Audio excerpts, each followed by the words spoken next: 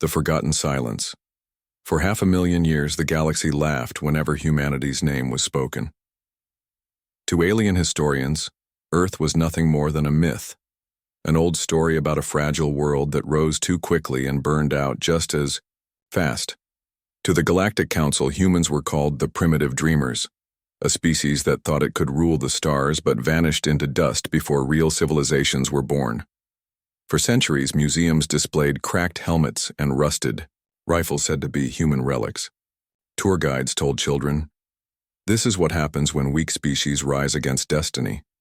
Humanity thought they were mighty, but look now, they are gone. And so the galaxy laughed.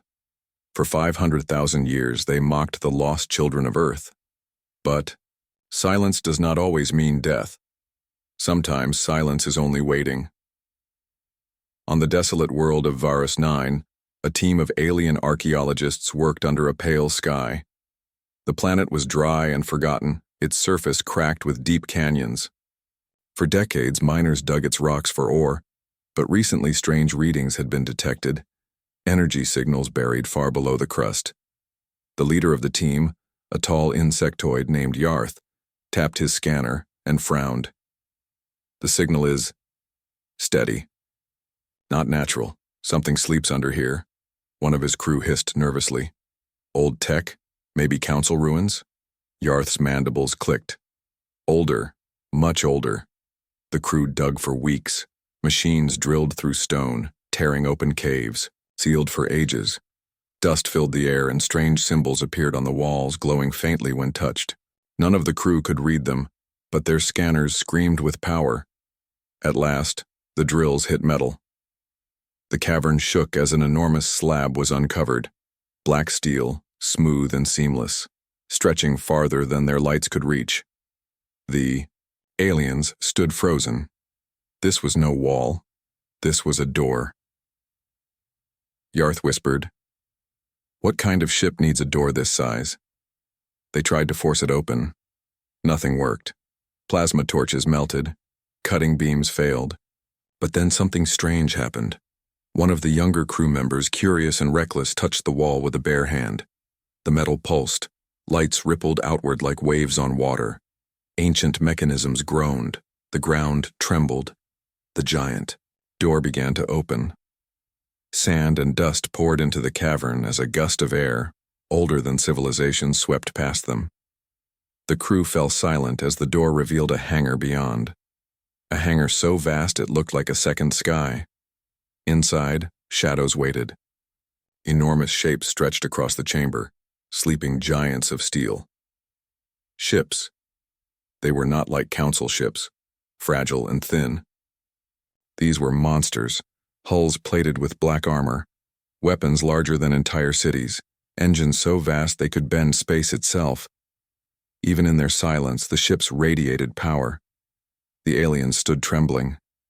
One whispered, "These cannot be human." Yarth's scanner confirmed what their eyes already knew. The markings on the hull matched the ancient relics found on Earth long ago, symbols of humanity. He dropped his scanner. His voice shook.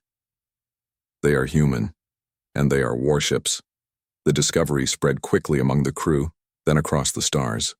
But instead of fear, most of the galaxy laughed again.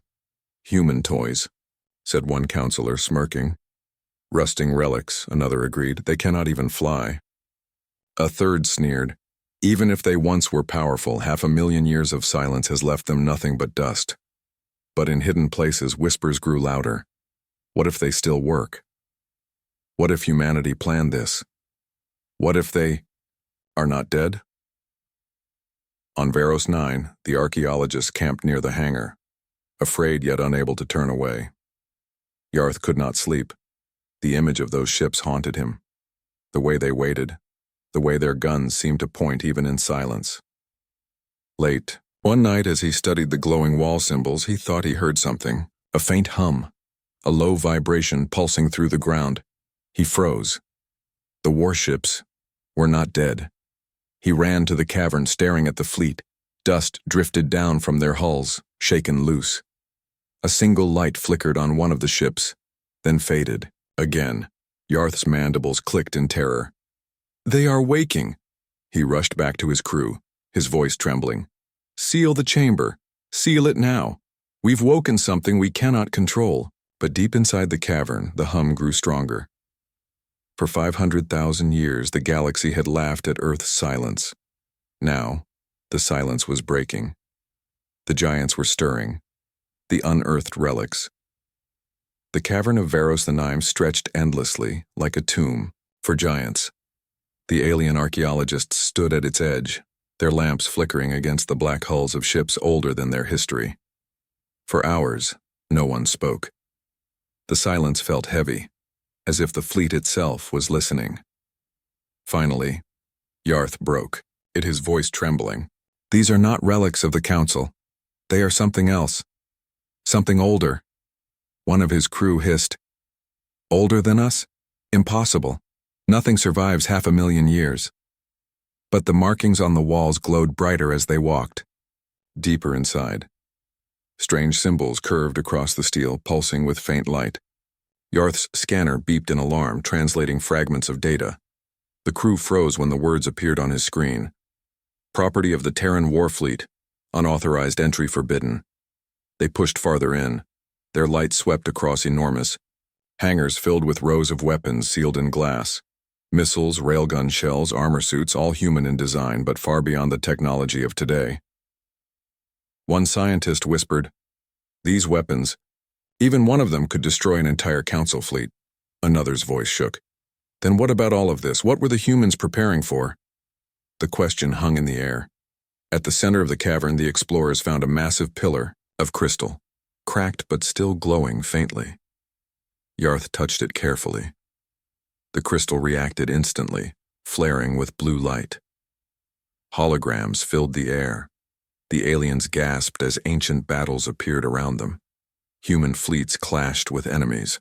They did not recognize creatures of shadow and fire, machines larger than moons. Worlds burned, but humanity stood firm, their ships blotting out suns. The archaeologists stumbled back, their hearts pounding. Yarth whispered, "This isn't just a grave. It's a memory." News of the discovery spread faster than Yarth could contain it. Within days, traders, smugglers, and scientists from other races swarmed Varos 9. They came with scanners, cameras, and greed in their eyes. The Council dismissed the reports at first. More human myths. They sneered. Dead ships, nothing more. But when leaked images of the holograms reached alien networks, fear spread. Children stared wide-eyed at human fleets stretching across the stars. Priests trembled as old prophecies returned to their minds. In quiet corners of the galaxy, whispers rose. The humans were the first warriors. The humans never truly died. What if they come back? Yarth remained at the site, watching as strangers walked through the cavern. He hated their arrogance, their laughter as they poked at the ancient warships. They treated the place like treasure, not a tomb. One night he stayed behind when the others left. The cavern was dark, the only light from the glowing symbols on the walls. He approached the nearest ship, its hull still coated in dust. He raised his hand almost against his will and touched the metal. The hull vibrated. Lights flickered across its surface. A deep hum shook the ground. Yarth staggered back. No, it's impossible. The warship's engines glowed faintly, the first spark in 500,000 years. Alarms screamed across the dig site as the entire cavern trembled. The other archaeologists rushed back, their voices panicked. What happened? The ship, it's moving. Run! Dust poured from the ceiling as more ships stirred, their weapons glowing faintly in the dark. The crystal pillar flared, sending a shockwave of light through the chamber. A voice echoed, deep and metallic, speaking in a language none of the aliens knew. But somehow they understood. System check complete. Fleet awakening. The aliens collapsed to their knees, trembling. The next day, the Council could no longer deny the truth. The footage was undeniable. Ships awakening, weapons glowing, voices speaking after 500,000 years of silence.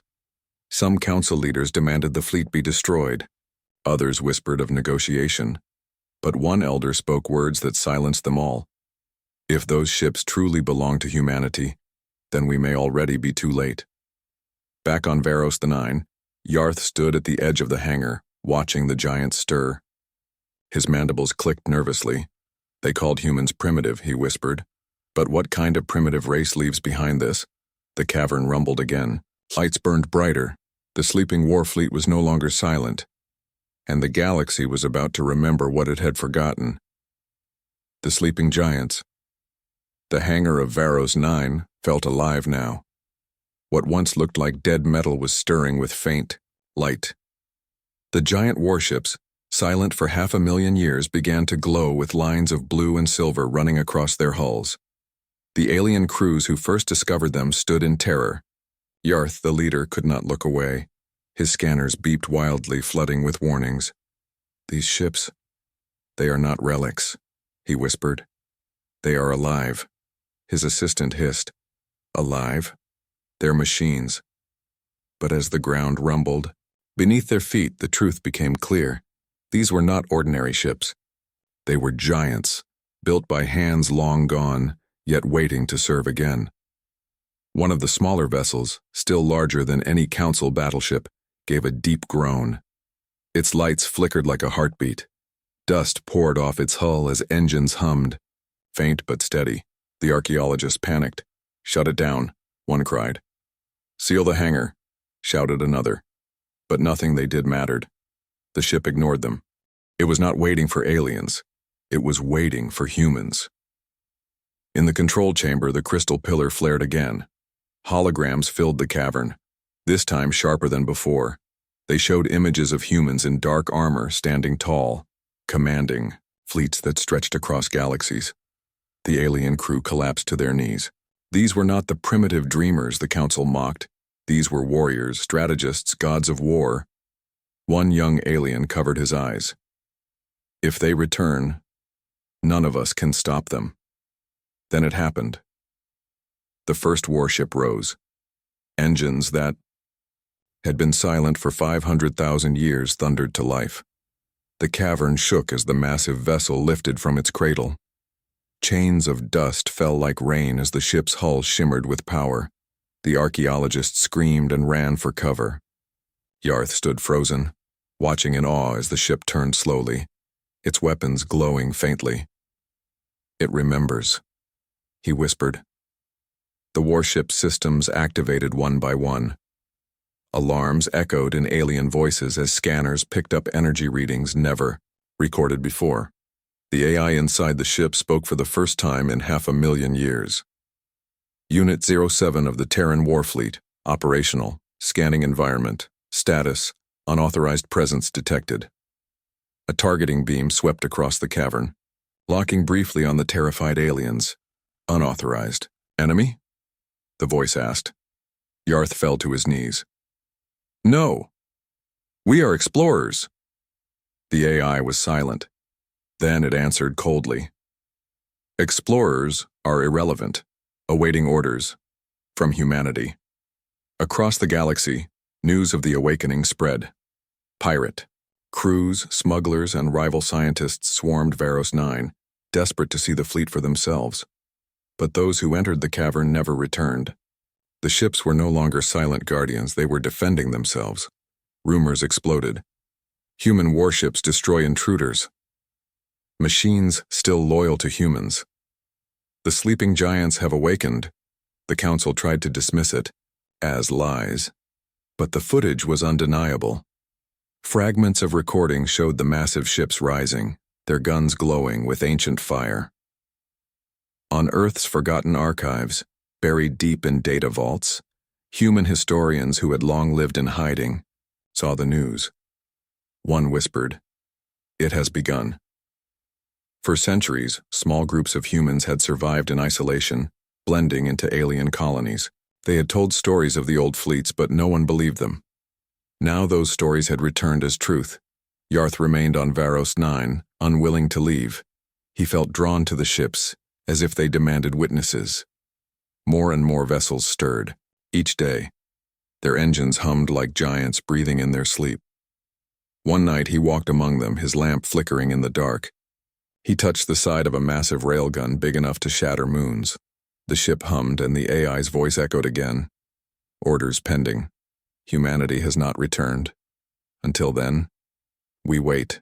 The word sent chills down his spine. From orbit, satellites caught images of the awakening hangar. The galaxy stared in silence at the fleet of sleeping giants rising from dust. For 500,000 years, the galaxy had laughed at humans.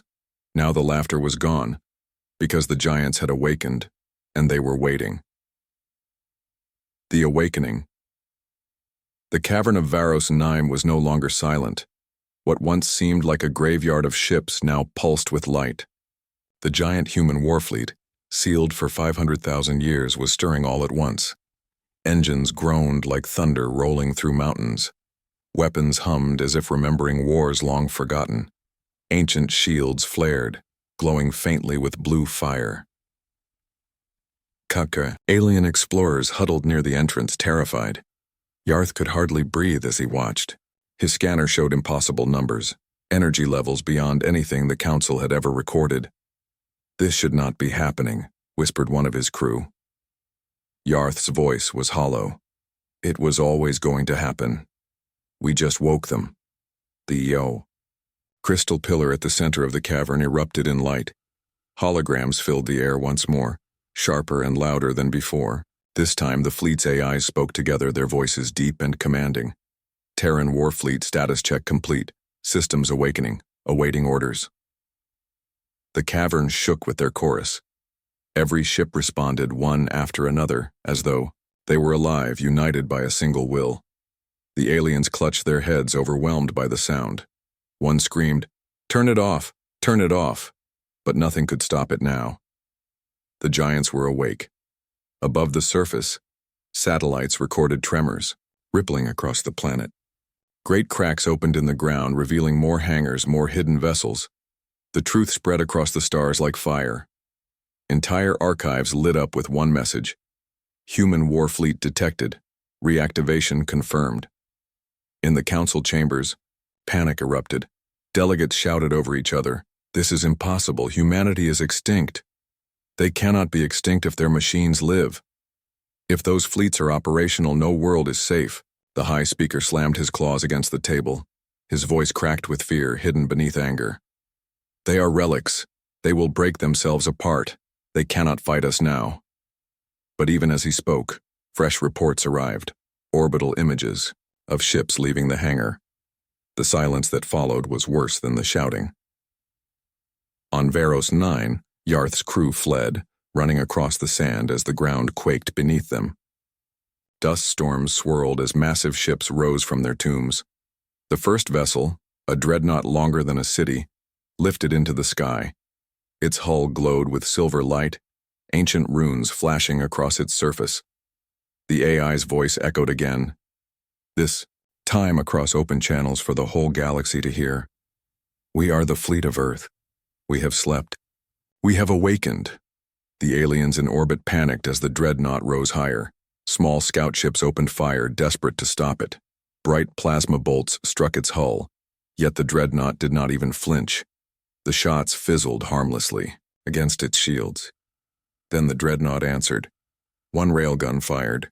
A single slug, glowing with ancient power, ripped through 3 scout ships at once. The sky lit up with fire. Yarth watched from the surface, his mandibles trembling. It destroyed them, with one shot. Back in the council chamber, fear turned to silence. The reports were undeniable now. A delegate whispered, "If one ship can do this."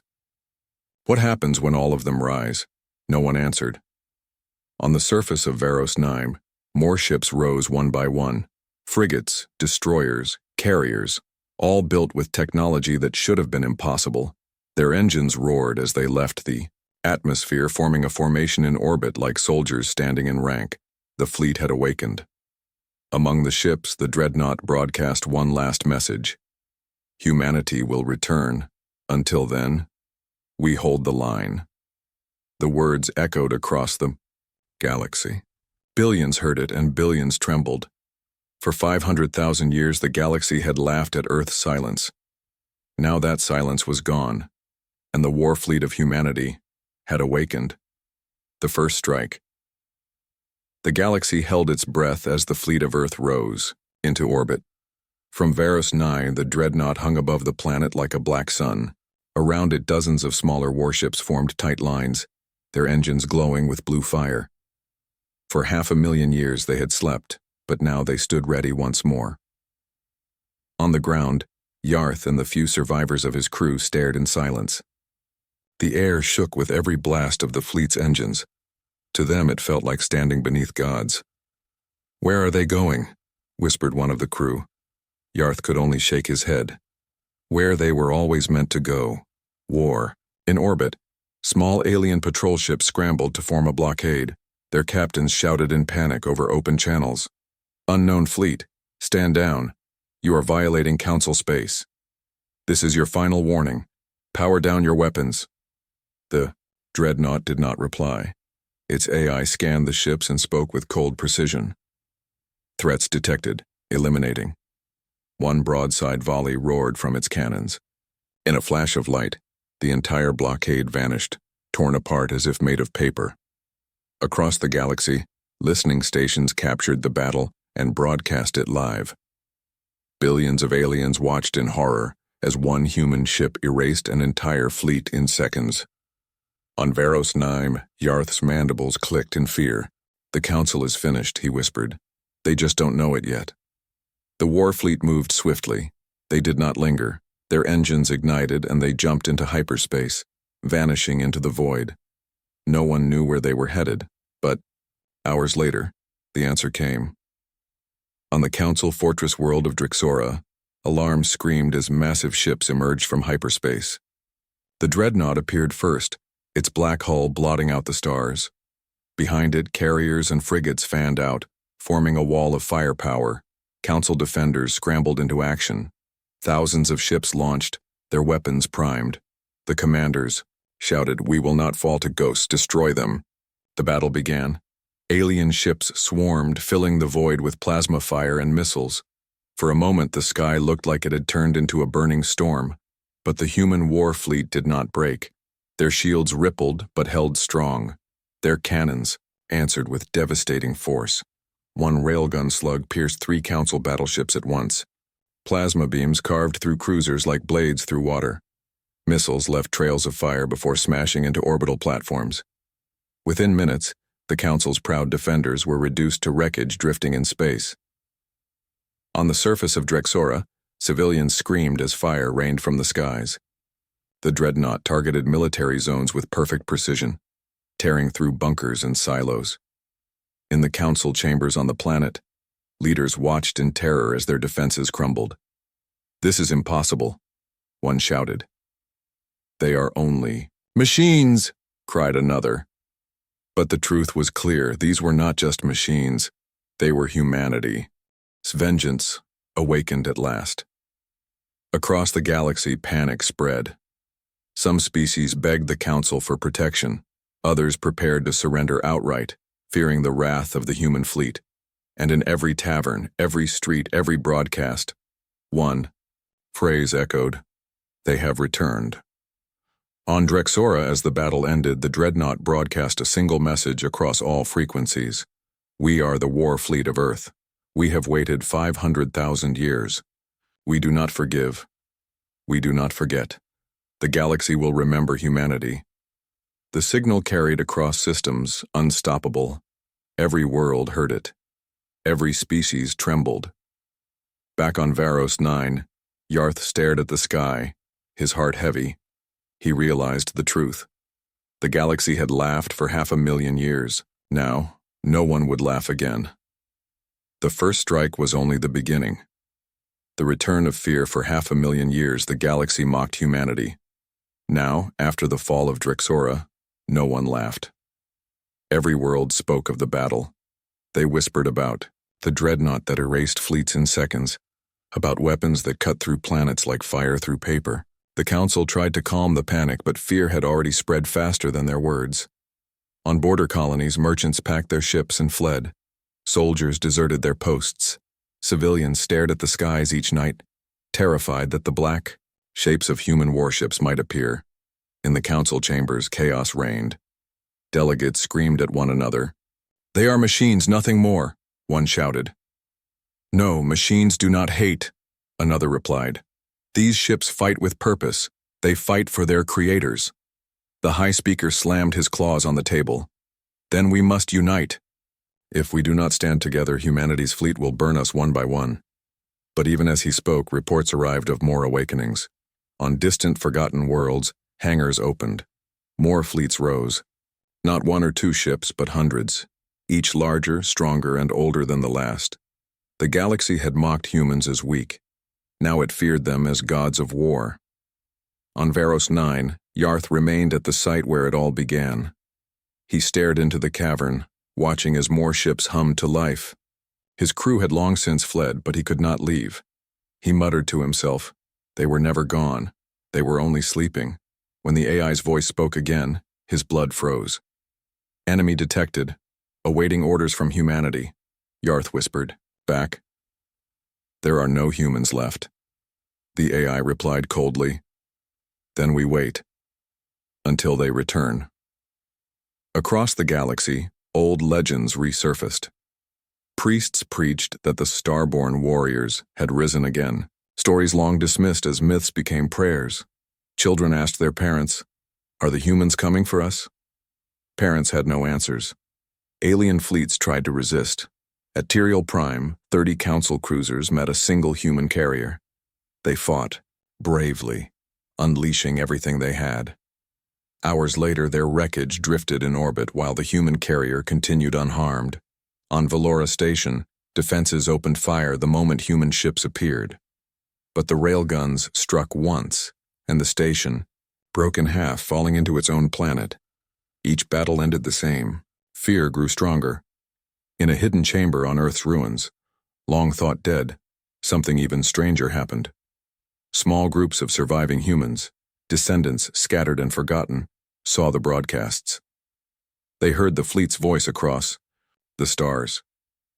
Some wept. Some laughed. One whispered, "They waited for us. Our ancestors never abandoned us. Their fleet is still ours." And for the first time in millennia, humanity stirred again. In the council, cracks began to form. Some species begged for peace, arguing that surrender was better than annihilation. Others refused, blinded by pride, demanding more fleets be thrown into battle. But no one could hide the truth. Humanity's fleet was winning. On the bridge of the Dreadnought, the AI monitored reports across the galaxy. Its voice echoed coldly through the halls. 500,000 years of silence complete. Phase 2. Reclamation begins. Other ships answered in unison, their voices merging into one terrible chorus. For Earth, for humanity, the galaxy will remember. Back on Varos 9, Yarth stared at the night sky, his mandibles trembling. He realized the truth no one wanted to say out loud. The galaxy had not destroyed humanity. Humanity had simply waited. And now the galaxy was drowning in fear. The galaxy remembers. The galaxy no longer laughed. Where once the name of humanity was a joke, now it was spoken in whispers, heavy with fear. On every world, broadcasts showed the same images: colossal warships blotting out suns, alien fleets shattered in minutes, entire fortresses burning under weapons older than civilizations. The truth could not be denied. Humanity had returned, not as flesh, but as steel and fire. In the council chamber, silence replaced arrogance. Delegates sat with pale faces, staring at reports they could no longer dismiss. Their fleets were broken, their worlds burning, their pride turned to dust. The High Speaker's voice trembled as he finally admitted what no one wanted to say. "We thought them primitive, but they were the first." No one argued. Across the stars, ancient myths came alive again. Priests in golden temples declared that the Starborn had awakened.